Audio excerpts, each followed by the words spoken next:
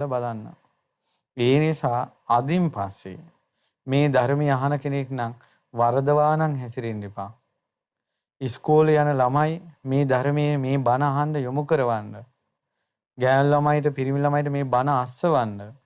විශ්වවිද්‍යාලවල ඉන්න ළමයිට මේ බණ අස්සවන්න. මේවා බොරු නෙවෙයි, මේවා ඇත්ත කතා. ජීවිතේ වරද්දාගත්තොත් ඒ වරද්ද ගැනීමේ විපාක ගොඩාක් දුරදිග යනවා. කොරෝනා වෛරසය කියන එක පුංචි තැනකින් හටගත්තේ. ලෝකේ පුරාම පැතිරිලා ගිහලා ගොඩාක් බියජනක දේ සිද්ධ වුණා. ඒ වගේ තමයි මේ අකුසල් කියන ඒවා පුංචි තැනින් පටන් ගන්නෙ. ඒක වැඩි වෙවි ගිය ගමන් හිතා ගන්න බැරි තරම්, තරහා ගන්න බැරි තරම් විශාල විපාකයක් විඳින්න සිද්ධ වෙනවා. ඒ නිසා කවදාවත් පව් කියන જાතිය නම් කරන්න එපා.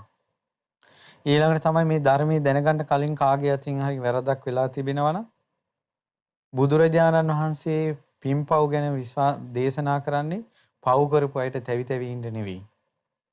බුදුරජාණන් වහන්සේ ධර්මයේ දේශනා කරන්නේ පව් කරපු අයට පව් හදා ගන්නයි. බුදුරජාණන් වහන්සේ තවත් කෙනෙකු ශෝක කරවන්න නෙවෙයි ධර්මයේ දේශනා කරන්නේ. ශෝකෙන් නිදහස් කරවන්නයි. ඒ නිසා මේ බණ අහලා ඔබ ශෝක වෙනවා නම් ඔබ මේ ධර්මයේ අර්ථය අරගෙන නැහැ.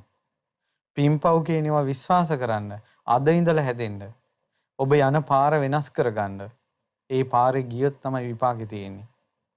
පාර වෙනස් කළා ඒ වෙච්ච වැරදි ඔක්කොම අමතක කරන්න. දන්නේ නැති කාලේ වෙච්ච දේවල් කියලා හිතන්න.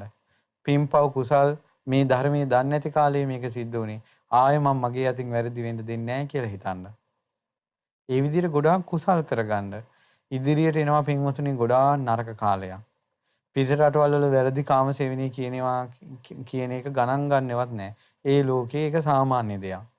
මේ ලෝකේ සාමාන්‍ය වුණත් නැතත් ඒ තමන් කරන දේ අනාචාරයක් නම් ඒකේ විපාක එනවා. ජාතියක්, ආගමක්, රටක් බලපාන්නේ. ඒතකොට ඔබට තේරෙනවා ඇති බටහිර ජාතින් කය බිඳලා මරණින් මත්තේ කොහෙද යන්නේ කියලා.